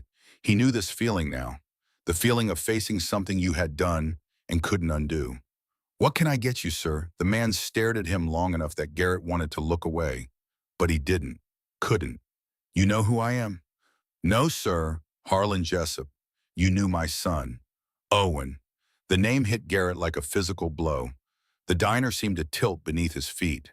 The sounds of morning forks on plates, coffee being poured, the low murmur of conversation, all of it faded until there was nothing in the world except this man's face and the name Owen Jessup, hanging in the air between them like a verdict. Owen Jessup, sophomore year. The kid who had tried to join his friend group. The kid Garrett had decided wasn't good enough, wasn't cool enough. The kid Garrett and his friends had made miserable for 8 months. Stole his lunch, mocked his clothes, posted things about him online, called him names that Garrett couldn't even remember now because they had been so casual, so automatic, so meaningless to the people saying them, and so devastating to the person hearing them. Owen transferred schools, and 18 months later, he killed himself. Mr. Jessup, I coffee, black, pancakes, bacon. That is what I want. That is what you are going to get me. And you are going to do it with a smile. Because that is what service workers do. They smile even when they want to scream, even when they want to tell you exactly what they think of you. They smile because it is their job. Harlan's voice was perfectly level, perfectly calm, and absolutely devastating. Yes, sir. Garrett walked to the kitchen. His hands were shaking, really shaking. He gave Earl the order. Earl looked at him, saw something. You all right, kid? That man's son. I knew him. I was not good to him. Earl didn't say anything, just started making the pancakes. But his silence felt like judgment. Garrett brought out the food, set it down carefully. Harlan didn't look at it. You remember my boy? Yes, sir. You remember what you did to him? Yes, sir. You know why he killed himself. Garrett couldn't speak, couldn't move. Depression. That is what the doctor said. Chemical imbalance. Might have happened anyway. But you didn't help, did you? You and your friends, making him feel like he wasn't worth the air he breathed. Mr. Jessup, I'm so... Don't, Harlan's voice, sharp, like a blade drawn across stone. Don't apologize. Apologies are words. Words are cheap. You want to make this right. You can't. My son is dead. Nothing makes that right. But you can learn. You can change. You can become someone who doesn't destroy people for entertainment. He picked up his fork, cut into the pancakes, took a bite. These are good. Tell the cook I said so. Garrett stood there frozen. Mr. Jessup? Harlan looked up, and something in his eyes had changed. Still hard, still hurt, but something else too. Something that looked like the ghost of a kindness that had survived despite everything. My son was kind, even when you weren't, even when nobody was. He believed people could change. I am not sure I believe that, but I am here because Owen would have wanted me to give you a chance. So I am giving you one. Don't waste it. Garrett walked away, made it to the kitchen, leaned against the wall, felt something breaking inside him. Something that had needed to break for a long time. Something hard and brittle that had been masquerading as confidence. Ruth found him there 10 minutes later. Eyes red, breathing shallow. You okay, no? Want to talk about it? I don't deserve to talk about it. Ruth was quiet for a moment. When she spoke, her voice was soft, careful. The voice of a woman who had carried grief so long, she recognized it in others the way a doctor recognizes symptoms. Gee, I don't know what you did before you came here. I don't know what kind of person you were, but I know what kind of person you are choosing to be right now. You are here, you are working, you are trying. That matters. Does it matter if I destroyed someone's life? If I am part of the reason someone is dead, I don't know. I don't have those answers. But I know you can't change the past. You can only change what you do next. She walked away, left him with that. You can only change what you do next. And during those weeks, Ruth was changing too. Not in ways the others could see, Not in the diner where she continued to work with the same steady competence she had shown for 3 decades. But at night, after Lily was asleep and the house settled into its familiar creaks and saws, Ruth sat at her kitchen table with Walter's shoebox and the yellow legal pad, and the stubbornness of a woman who had been told no her entire life but kept asking anyway. She had started making phone calls, careful ones, to other veterans' widows she had met at VA support groups years ago, to families who had been denied benefits around the same time as Walter, to a VA clerk named Donna, who had been helpful 15 years ago before she suddenly transferred to an office in Washington and stopped returning calls. Each call was a thread. Each thread led to another thread. And slowly, the way a waitress puts together a complicated order from scattered requests across a crowded dining room, Ruth began to see a pattern. The first widow she called was Marlene Dunbar in Great Falls. Marlene's husband, Roscoe, had served in the Gulf War, came home with respiratory issues. Benefits reduced in 2010, died in 2013. Same language in the denial letters, same department, same signatures. The second was Cora Whitfield in Billings. Her husband, Jerome, 2 tours, Agent Orange exposure, benefits slashed in 2009, spent his last 3 years fighting paperwork instead of fighting the cancer that was eating him alive. The third, the fourth, the fifth, each story different in the details but identical in the architecture of betrayal. Each family told they were alone. Each family believing the system had simply failed them in the random, impersonal way systems fail. None of them knowing that the failure was deliberate, designed, profitable. Benefits had been systematically reduced for veterans in 3 Montana counties between 2008 and 2015. Appeals had been routed through a single office in Helena, denied by the same department, signed off by officials whose names Ruth didn't recognize, but whose decisions had killed her husband. She didn't have proof yet, not the kind that mattered, but she had questions, good questions, the kind that made people uncomfortable when she asked them. On the Thursday of week 4, Ruth did something she had never done before. After the Iron Covenant finished their breakfast, after Garrett cleared table 9 and brought the dishes back, Ruth sat down across from Boone Garrett. "I need to ask you something." Boone studied her face, saw something different there, something sharper than the weariness he was used to seeing. "Ask. You are a lawyer. You help veterans." "I do. When Walter died, his benefits had been reduced. They said his treatment was not cost-effective. I have the paperwork. I have been looking into it. And I think something is wrong. I think it wasn't just Walter." She pulled the yellow legal pad from her apron pocket. 3 weeks of notes, names, dates, numbers, the careful handwriting of a woman who had spent 31 years getting orders right. Boone took the pad, read slowly. His face changed as he turned pages. The easy calm of a Thursday morning breakfast shifted into something harder, something professional. "Ruth, where did you get these names?" "Phone calls, other widows, families, people who had the same thing happen to them." "How many so far?" "11. All in the same 3 counties, all between 2008 and 2015. All routed through the same office." Boone set down the pad, looked at her with new eyes. Not the eyes of a protector looking at someone who needed protecting. The eyes of a man looking at a partner, an equal, someone who had just handed him a weapon he didn't know existed. "This is serious, Ruth. This is not just paperwork errors. If what you are showing me is right, someone was systematically diverting veterans' benefits. This is federal fraud, I know." 2 words, quiet, certain. The voice of a woman who had buried her husband and raised her granddaughter and waited 15 years for someone to care about what happened to Walter Calloway. "I don't know who did it yet, but I know it was done, and I want to find out." Boone nodded, not the small nod he gave when acknowledging a coffee refill. A different nod. The nod of a man who has just realized the battle he thought was over has a second front. "I know someone who might be able to help. A journalist named Nina Caldwell. She has been investigating financial irregularities in VA spending for 2 years. She is good, she is careful, and she doesn't scare easy." "Then call her," Ruth's voice. Not asking, not requesting, telling. The voice of a woman who had spent 62 years being polite, impatient, and was done waiting for permission to demand answers. Boone made the call that afternoon. 2 days later, FBI agents walked into Pinewood Diner. 2 men in dark suits with government plates on their black SUV. They didn't come for coffee. They came with badges and questions and the particular kind of authority that makes ordinary people go quiet. We are looking for Boone Garrett.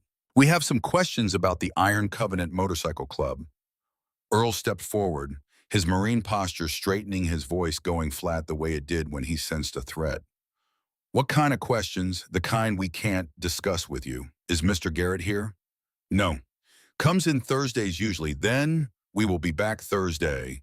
In the meantime, we will need access to your security footage. All of it. Going back 3 months. Ruth emerged from the kitchen. Her face had gone pale, but her hands were steady, steadier than they had been in weeks. What is this about, ma'am? We are conducting an investigation. That is all I can say. They took the footage, left business cards, drove away. The diner was silent for a long moment after they left.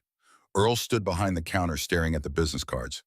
Garrett stood near table 9, his apron still on a coffee pot, still in his hand, understanding with a sick certainty what had happened. His father had made his move. Senator Lowell Hargrove hadn't gotten where he was by playing fair. He had gotten there by understanding that the best defense was a devastating offense.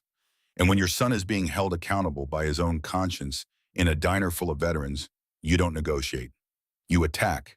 You file complaints. You call in favors at federal agencies.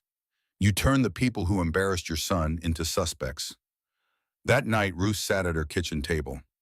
Not with Walter's shoebox this time, with the FBI agent's business card, turning it over in her fingers, thinking. She could stop. She could put the shoebox back under the bed. She could keep her head down and keep pouring coffee and keep being invisible. That was the safe choice, the smart choice, the choice that kept the diner open and kept her employed and kept Lily fed. But Walter's face kept appearing in her mind. The way he looked in those last weeks, thin, gray, still apologizing for being sick, still telling her it would be okay when they both knew it wouldn't be. Walter had been failed by a system he had fought for. And now that system was being weaponized against the people who had stood up for her. Ruth picked up her phone, scrolled through her recent calls until she found the number Boone had given her. Nina Caldwell, the journalist. She dialed. It rang 4 times. Ruth almost hung up, almost chose safe. Hello, a woman's voice, alert despite the late hour. Is this Nina Caldwell? It is. Who is this? My name is Ruth Calloway. Boone Garrett gave me your number. I have something you need to see. Something about Senator Lowell Hargrove and the Veterans Affairs Healthcare Fund. There was a pause on the other end. The kind of pause that happens when a journalist hears something that makes the hair on the back of their neck stand up. I'm listening. Ruth told her everything. About Walter, about the shoebox, about the 11 other families. About the FBI agents who had come to the diner that morning asking about the Iron Covenant, instead of asking about the millions of dollars that had been stolen from veterans. When she finished, there was silence on the line. Mrs. Calloway, I have been investigating Senator Hargrove for 2 years. I have bank records, emails, financial trails. But I have been missing something. Something that connects the money to real people, real harm, real consequences. I can give you that. Can you meet me tomorrow? I work until 3. I can meet you at 4. Where? The diner. 4 o'clock. Bring everything you have. She hung up, sat in the dark kitchen, felt her heart hammering, felt fear, real fear, the kind she hadn't felt since the night Walter stopped breathing. But underneath the fear, something else. Something that felt like Walter's hand on her shoulder, like his voice in her ear. The voice that used to say when she was scared, "We don't quit, Ruthie. That's not what Callaways do. We don't quit." The next afternoon, Nina Caldwell walked into Pinewood Diner at 4 sharp, mid-40s, sharp eyes behind wire-rimmed glasses, a leather bag heavy with documents. She sat across from Ruth at table 9, the Iron Covenant's table. For 2 hours, they spread papers across the table like generals mapping a battlefield. Nina's bank records, Ruth's phone logs and notes, Walter's medical files. The patterns matched. The money that should have gone to veterans' health care had been diverted into accounts controlled by entities connected to Senator Lowell Hargrove's campaign operation. $4.2 million over 7 years. And the name that appeared again and again in the authorization chain was the same name on every denial letter in Walter's shoebox. The same department, the same signatures. The same systematic betrayal of the people who had served. One of those veterans was your husband. Nina's voice. Quiet, professional. But underneath it, the controlled fury of a woman who had spent 2 years chasing a story and had just found its beating heart. Walter Calloway, Sergeant, United States Army, 2 tours, Purple Heart, died because his lung cancer treatment was deemed not cost-effective after his benefits were reduced. Ruth's voice didn't waver. Her hands didn't shake. 31 years of holding steady through other people's cruelty had prepared her for this moment. Mrs. Calloway, if we publish this, it will bring a storm down on you, on this diner, on everyone connected to this story. Senator Hargrove will fight back. He will fight dirty. Are you sure you want to do this? Ruth looked at Nina Caldwell, looked at the papers spread across the table, looked at Walter's name on a denial letter that had sentenced him to death. My husband served his country for 12 years. He came home and worked hard and loved his family and never asked for anything he hadn't earned. And they let him die because a politician needed money for his campaign. So yes, I am sure, she paused. I have been invisible my whole life, Ms. Caldwell. Invisible people see things that powerful people miss, and I have been watching for a very long time. Nina smiled, the smile of a journalist who has just found the source that will make an entire investigation come alive. Then let's make sure they see you now. Late that night, the phone call came. Garrett was lying in his childhood bedroom, staring at the ceiling, still wearing clothes that smelled like fryer grease and coffee. His father hadn't spoken to him in 3 days, not since the FBI showed up at the diner. The phone buzzed, unknown number. Hello, it is Boone. We need to talk. Garrett sat up. How did you get my number? Doesn't matter. Meet me at the diner. 20 minutes. Come alone. The line went dead. He should have ignored it, should have stayed in bed. But Ruth's face when those FBI agents walked in kept flashing through his mind, the way her hands had stayed steady while her eyes showed fear. He drove to Pinewood Diner through empty streets. The Mercedes felt wrong now. Too big, too clean, too much like the life he was beginning to understand had been built on other people's suffering. The diner was dark except for one light in the back. Boone's motorcycle sat alone in the parking lot. Garrett pulled in beside it. The back door was unlocked. Boone sat at table 9, 2 cups of coffee already poured. Sit. Garrett sat. Your father called the FBI, filed a complaint, said the Iron Covenant was a criminal organization, said we coerced his son, threatened him, extorted your family. That is not true, I know that. You know that. But the FBI has to investigate, and investigations have a way of destroying things even when they don't find anything. Earl could lose his business license. Ruth could lose her job. I could lose my law license, which means I can't help veterans anymore. All because your father wants to protect his political career. I will tell them. I will tell the FBI it is not true. They won't believe you. You are his son. They will think you are covering, or that we got to you. Then what do we do? Boone took a sip of coffee, slow, deliberate, the way a man drinks when he has already made his decision and is just waiting for the right moment to reveal it. Ruth found something your father doesn't know she found, something that changes everything.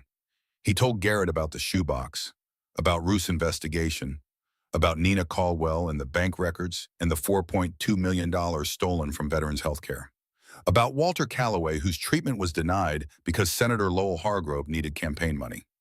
Garrett sat there, processing, each revelation landing like a blow to the chest. Ruth's husband died because of my father. It wasn't a question. Boone didn't answer. He didn't have to. And I spit in her face the weight of that sentence, the geometry of cruelty. His father had stolen a man's health care. His father's son had spit on that man's widow. 2 generations of Hargroves destroying the same woman, the same family, the same life. What do you need me to do? Boone studied him. Are you here because you are scared of your father or because you actually give a damn about what happens to Ruth? Both, but mostly because of Ruth and Earl and you guys, because you gave me a chance when you didn't have to, because for the first time in my life, I am doing something that matters, and I don't want to lose that. Good. Then here's what we are going to do. But first, you need to understand something. This didn't come from me. It didn't come from the brotherhood. This came from Ruth. She found the evidence. She made the calls. She contacted the journalist. She is the one who decided to fight. We are just making sure she doesn't have to fight alone. Ruth did this. Ruth did this. That woman you spit on, that waitress you said was nothing. She's about to bring down a United States senator. And she is doing it because she believes her husband's life mattered. Because she believes every veteran's life matters. Because she has been invisible her whole life and she is done being invisible. The plan was simple, dangerous but simple. 3 days from now, on a gray Thursday morning, Garrett would stand on the steps of the Ridge Creek County Courthouse. He would tell the truth, all of it, and Ruth would stand beside him. 3 days later, with rain threatening and clouds the color of old iron hanging low over the Montana mountains, Garrett Hargrove III stood on the courthouse steps with a microphone in front of him and 27 members of the local press crowding the lawn. His father had no idea this was happening. Neither did his father's lawyers. Neither did anyone except Boone Ruth, Nina Caldwell, and the 10 men of the Iron Covenant who stood at the bottom of the steps like sentinels. But it was Ruth who stood beside him at the microphone. Not behind him, not in the crowd, beside him, because this was her fight, her evidence, her husband's life. Garrett spoke first, his voice unsteady but clear. My name is Garrett Hargrove III. I am the son of Senator Lowell Hargrove. 5 weeks ago, I spit in the face of a 62-year-old waitress named Ruth Calloway because she brought me the wrong breakfast order. I did it because I have been raised my entire life to believe that people like her don't matter, that service workers are beneath me, that my family's money and power make me better than everyone else. His voice cracked. He pushed through. I was wrong about everything. He told them about the Iron Covenant, about the 60 days, about learning what service meant, about discovering that the people he had considered beneath him were carrying the weight of a world he had never bothered to see. Then Ruth stepped to the microphone. The crowd shifted. Cameras adjusted. Something about this woman, this small, gray-haired woman in a clean apron she had put on out of habit, commanded attention. Not through volume or charisma, through presence, through the quiet authority of someone who has earned every word she is about to say. My name is Ruth Calloway. I have been a waitress for 31 years. My husband was Sergeant Walter Calloway. United States Army, 2 tours, Purple Heart. He died in 2011 because the Veterans Affairs system denied his cancer treatment. They said it was not cost-effective. Her voice was steady, the steadiest it had been in weeks, months, years. For 15 years, I believed the system had failed my husband, the way systems fail sometimes, impersonally, randomly, the way things break down and nobody's fault. She paused. I was wrong. It wasn't random. It wasn't impersonal. It was deliberate. She held up a folder, the same folder that had sat in a shoebox under her bed for 15 years, the same paper she had spread across her kitchen table at midnight, the same evidence she had spent weeks connecting phone call by phone call, widow by widow, dead veteran by dead veteran. Senator Lowell Hargrove has been stealing from veterans for 7 years. $4.2 million that should have gone to health care for the men and women who served this country. My husband was one of those veterans. He died because his treatment was defunded to pay for a politician's campaign. The crowd erupted. Cameras flashed. Reporters shouted questions. Ruth didn't flinch. I am not a lawyer. I am not an investigator. I am a waitress who pours coffee and remembers how people take their eggs. But I am also a widow, and a mother, and a grandmother, and I spent 31 years being invisible, being polite, being patient, waiting for someone else to ask the questions that needed asking. Her voice dropped, quieter now, more personal. Nobody asked, so I did. She stepped back. Nina Caldwell took her place and began distributing documents to the press corps. Bank records, email trails, the complete evidence package that Ruth Calloway, a 62-year-old waitress with a yellow legal pad and a telephone, and the stubbornness of a woman who refused to let her husband be forgotten, had helped assemble. Garrett walked down the courthouse steps on legs that felt like water. Boone was waiting at the bottom. The whole brotherhood. They had come, stood witness, made sure neither Garrett nor Ruth had to do this alone. You did good, kid. Boone's voice quiet, proud. I just destroyed my father's career. Maybe my own life. I don't know what happens now. Now you find out what you're made of. Now you learn that doing the right thing doesn't always feel good, but it is still right. Ruth stood behind them. She had closed the diner for the morning to be here. When Garrett met her eyes, he saw tears. Thank you. Her voice barely audible over the chaos of the press conference behind them. I'm sorry it took me this long. I'm sorry about Walter. I'm sorry my family I know. And I forgive you. That is what you do when someone actually changes. You forgive them. You let them start over. The next 72 hours were chaos. Senator Lowell Hargrove's office issued a statement denying everything, called Garrett a troubled young man suffering from delusions, blamed the Iron Covenant for brainwashing his son. But the evidence was too solid, too detailed. Bank records don't lie. Email trails don't lie. And the testimony of 11 veterans' families connected by a waitress with a legal pad and a telephone doesn't lie either. By Friday afternoon, the FBI had shifted its investigation from the Brotherhood to the senator. By Saturday morning, two major newspapers had run front-page stories. By Sunday, Senator Lowell Hargrove's chief of staff had resigned. Garrett spent those 3 days at the diner, working, because he didn't know what else to do, because the work kept him grounded, because Ruth and Earl and the Brotherhood needed him. And for the first time in his life, being needed felt like something worth having. His father tried to call 37 times. Garrett didn't answer. What was there to say? Everything had been said. Everything had been done. On Monday morning, a week after the press conference, the video finally surfaced. Not the security footage from the diner that had been seized by the FBI. Someone had been in the diner that morning 5 weeks ago with a phone. Someone had recorded the whole thing. Garrett spitting on Ruth, the Brotherhood standing up, the confrontation. It went viral in 6 hours. 8 million views by Tuesday morning, 15 million by Wednesday. The hashtag Justice for Ruth was trending across every platform. Earl's phone rang off the hook. News crews showed up at the diner. Ruth couldn't walk to the bus stop without cameras following her.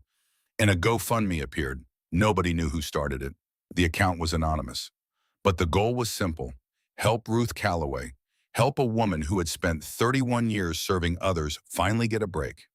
It hit $50,000 in the first day, $200,000 by the end of the week. By the time it closed 2 weeks later, it had raised $1.8 million. Ruth sat at table 9 staring at the number on Earl's computer screen. Boone beside her, Garrett across from her. She couldn't speak, couldn't process. This isn't real, her voice broken, overwhelmed. It is real, Ruth. People saw what happened, saw you, saw your dignity, and they wanted to help. I don't deserve this. You deserve this more than anyone I have ever met. Boone's voice, firm, certain. Ruth cried then, really cried, 31 years of holding it together finally breaking. Not breaking apart, breaking open. The way a seed breaks open to become something more than it was. The legal proceedings moved fast once they started. Senator Lowell Hargrove was indicted on 17 counts of fraud, embezzlement, and misappropriation of federal funds. He resigned from the Senate 2 days after the indictment, pleaded guilty in exchange for a reduced sentence, 8 years in federal prison, eligible for parole in 5. Garrett sat in the courtroom for the sentencing. His mother hadn't come. She had filed for divorce a week after the indictment, was already living with her sister in Connecticut, already pretending this had never happened. But Garrett came, because his father was still his father, because some debts you can't walk away from. Lowell Hargrove looked smaller in his orange jumpsuit, older, diminished. When they let him out of the courtroom, he looked at Garrett. Just once, their eyes met. Garrett expected anger, expected blame. Instead, Lowell Hargrove nodded, small, almost imperceptible. The way you nod when you finally understand something you have been refusing to see. Then he was gone. Garrett sat in the empty courtroom for a long time after everyone left, wondering what came next. You wondering if it was worth it, Ruth's voice. She had come to the sentencing too. Sat in the back row, waited until everyone left. Yeah, was it? I don't know. I destroyed my father, my family, my whole life. No, your father destroyed himself. You just stopped protecting him from the consequences. There's a difference. She sat beside him. What happens now? For me, I am retiring. Earl is selling the diner. I'm going to use some of that GoFundMe money to go back to school, finish my nursing degree. Maybe I can help people the way Doc helps people. Help veterans get the care they deserve. Make sure what happened to Walter doesn't happen to anyone else. That's amazing. What about you? What happens to Garrett Hargrove III now? He thought about it, really thought about it. I don't want to be Garrett Hargrove III anymore. That guy was terrible. I'm just G now. Just a kid who is trying to figure out how to be better than he was. Good. That is a good place to start. 6 months later, on a cold November morning, Pinewood Diner closed its doors for the last time. Earl had sold it to a developer. A chain restaurant was going in, something generic and profitable. But Earl was 67. He had earned his retirement. The last breakfast service was invitation only. Vernon Weeks, the regulars, the Iron Covenant, Ruth, Garrett. They sat at their usual tables, ate their usual orders, said goodbye to a place that had meant something. But the real ceremony happened afterward. Earl unlocked a storage room in the back and pulled out a brass plaque. Made this special, his voice thick. Figured it needed to go somewhere that matters. The plaque read Lorraine's Place, reserved for Iron Covenant MC, protectors of dignity. This is for your mom, Hammer, for what she meant, for what you built in her name. Boone took the plaque, ran his fingers over the engraved letters. When he looked up, his eyes were wet. Where should it go? Somewhere that needs protecting. Somewhere service workers need to know someone is watching. Somewhere people need to remember that dignity isn't negotiable. They installed it 3 days later at a small diner across town, a place that reminded them of Pinewood, a place where the new owner understood what the plaque meant. Table 9 became sacred space again. And every Thursday the Brotherhood returned, kept their ritual, kept their promise. Garrett worked there part-time while finishing community college. He had transferred from Georgetown, couldn't afford it anymore, didn't want it anymore. He was studying social work now, wanted to help people the way he had been helped.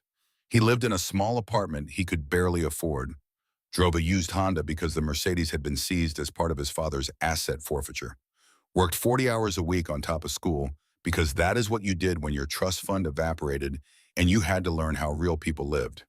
It was hard, exhausting, sometimes humiliating. It was also the most honest thing he had ever done. Ruth finished her nursing degree in 4 months. She had been 3 semesters away when she dropped out in 1985 to take care of Micah. 39 years later, she walked back into a classroom and picked up where she left off. The youngest students in her cohort were Garrett's age. They treated her with a mixture of awe and curiosity. The 62-year-old woman who had brought down a senator and gone viral and used the money to go back to school. She started working at the VA hospital in January, helping veterans navigate the system, making sure claims were filed correctly, making sure nobody fell through the cracks the way Walter had fallen through them, making sure the bureaucratic language that had killed her husband was translated into plain English for families who deserved to understand what was happening to their loved ones. One Thursday morning, Ruth walked into the new diner and found Boone at table 9. Got something to show you. She pulled out her phone, showed him a photo, a young man in clean clothes, early 30s, solemn face, nervous eyes. Who's that, Micah? My son. He is being released next month. Early parole. Good behavior. He has been sober 3 years. Going into a halfway house. Wants to meet Lily when he is ready. Boone studied the photo, saw something of Ruth in the young man's eyes, something worth saving. You believe he has changed. I believe people can change if they want to badly enough.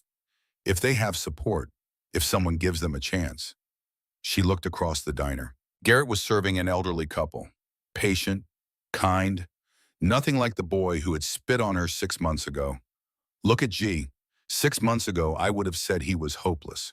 Now look at him, working 2 jobs, going to school, volunteering at the homeless shelter on weekends. People can change, Hammer. We just have to let them. Boone nodded. Your husband would be proud of you, of what you are doing at the VA, of giving Micah another chance. I think about Walter every day. Think about how different things might have been if someone had stood up for him, if someone had stopped what was happening before it was too late.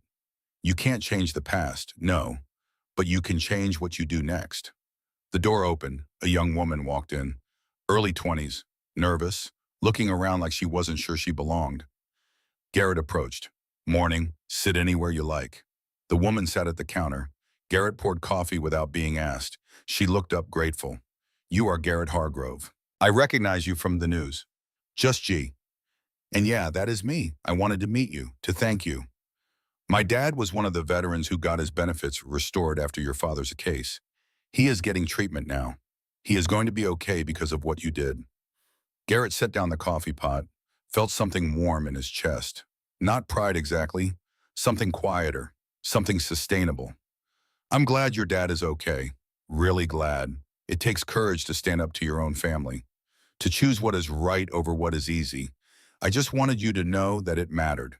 She paid for her coffee, left a $5 tip on a $2 cup, walked out. Garrett stood there holding the $5 bill, thinking about all the people he would never meet who had been helped by what Ruth had uncovered. All the veterans getting care, all the families staying together, all the small ripples spreading from one woman's decision to stop being invisible. Boone appeared beside him. You did good, G. I destroyed my whole life. No, you destroyed the life you were supposed to have, the one your father built on lies and stolen money. You are building a different life now, an honest one. That is worth more, is it? Some days it doesn't feel worth it. Then those are the days you show up anyway. That is what Ruth taught you. That is what she has been doing for 31 years. Showing up when it doesn't feel worth it. And it always ends up being worth it. The months rolled on. Winter came. Snow fell on Ridge Creek. The new diner became a fixture. Garrett kept working, kept studying, kept showing up. His mother called once, asked if he wanted to come for Christmas. He said no. She didn't push. But he spent Christmas at Ruth's house. Her Lily and Micah, who had been out of prison for a month and was doing well. Nervous, uncertain, but doing well. They ate ham and sweet potatoes. Watched Lily open presents. Micah taught her how to play chess. Ruth caught Garrett's eye across the table and smiled. This was family, not the one you are born into, the one you build, the one that sees you at your worst and chooses you anyway. In February, Garrett graduated community college. Top of his class, full scholarship to State University for his bachelor's degree. The whole brotherhood came to the ceremony. Ruth, Earl, even Vernon Weeks. No one from his blood family showed up. But the family he had built filled 2 rows. And when they called his name, when he walked across that stage, they stood and cheered. In March, Boone showed him something, an old newspaper clipping from 1978, an obituary. Lorraine Ann Garrett, age 36, survived by son Boone, 13. Funeral services, private. This is why I do what I do, why the brotherhood exists, why I stood up for Ruth. Because nobody stood up for my mom, and I swore that would never happen again. Not while I was breathing. Garrett looked at the faded photo. Lorraine looked like Ruth. Same tired eyes, same determined smile, same dignity despite everything. Do you think she would be proud of you, of what you built? I hope so. I think about her every day. Think about what might have happened if someone had intervened, if someone had made the man who humiliated her face consequences. Maybe she would still be here. You can't change the past. No, but you can change what you do next. And that is what I have been doing for 48 years, making sure nobody stands alone. Thank you for not giving up on me. Garrett's voice quiet. I almost did. That first day when you spit on Ruth, I wanted to put you through a wall.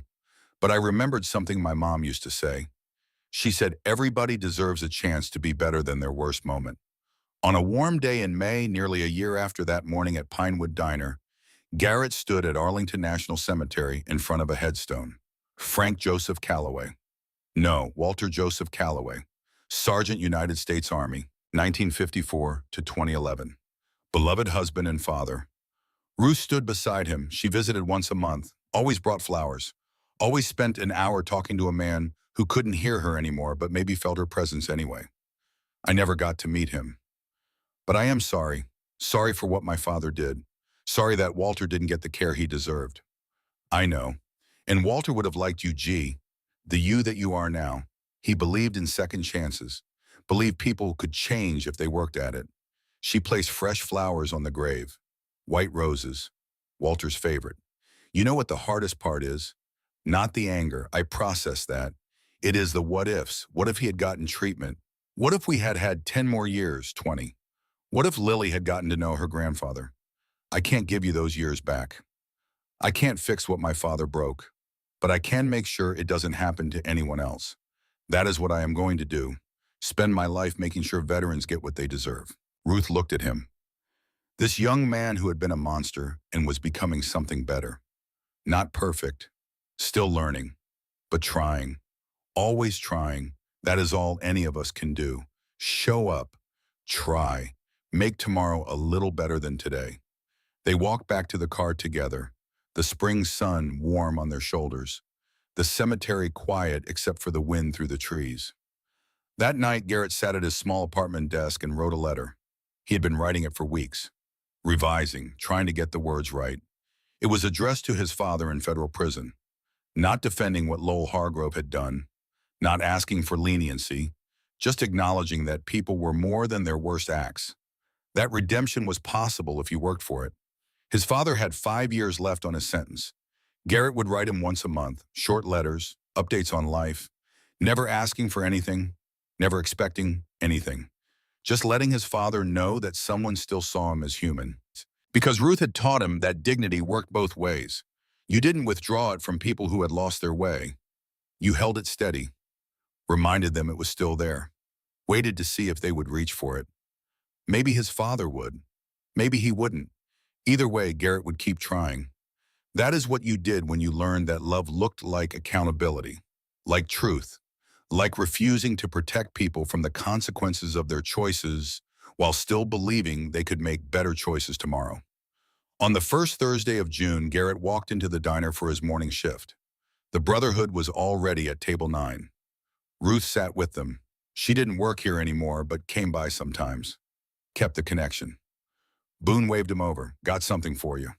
He pulled out a leather vest, black, well-worn, the kind that told stories. On the back was a patch, not the full Iron Covenant colors. Something different. A hand extended in help. The words beneath protector in training. You have earned this, not full membership. That takes years, but you have shown you understand what we are about, what we stand for. You are one of us now, G, long as you want to be. Garrett took the vest, felt the weight of it, the responsibility, the honor. I don't know what to say. Don't say anything. Just keep being who you are becoming. Keep protecting people. Keep standing up. Keep learning. That is all we ask. Garrett put on the vest. It fit. He looked around the table at Briggs, who taught him to fix things, at Colton, who taught him to stay calm, at Deacon, who taught him about repentance, at Boone, who taught him about honor, at Ruth, who taught him that dignity wasn't about what people gave you. It was about what you refused to surrender. Thank you for all of it, for giving me a chance when I didn't deserve one. Everybody deserves a chance to be better than their worst moment. Boone's voice, his mother's words, carried forward across 48 years and given to a boy who needed them the way a drowning man needs a rope. The day stretched ahead, tables to serve, coffee to pour, people to take care of. Simple work, honest work, work that mattered because it served others. Garrett tied his apron over the vest, picked up a coffee pot, started his rounds. Outside, the Montana sun climbed higher. The town woke up. People started their days each carrying their own burdens, each deserving dignity, each deserving someone to stand up when standing was needed. And inside a small diner, with a brass plaque on the wall, 10 men and 1 woman kept their promise. They showed up. They protected. They reminded the world that honor still existed if you looked for it, that people could change if given the chance, that what you did next mattered more than what you had done before. And that dignity, once defended, rippled outward in ways you would never see but would matter forever.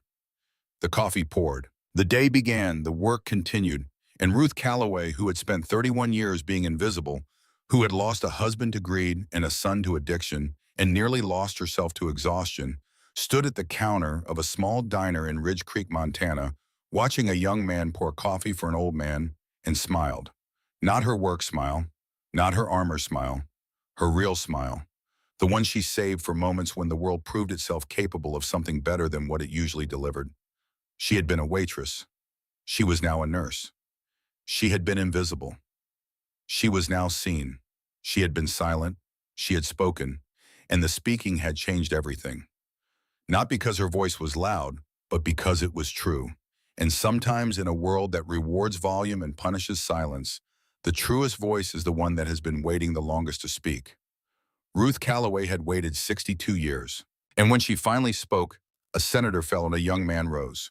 11 families received justice, and a brass plaque on a diner wall reminded everyone who read it that some promises are worth keeping. Protect those who serve. That was the promise. That was the legacy. That was the story of a woman who poured coffee and changed the world. Not because she had to, because she chose to. And that choice, quiet as a cup being filled, steady as hands that never stopped working, enduring as a love that outlasted death itself, that choice made all the difference.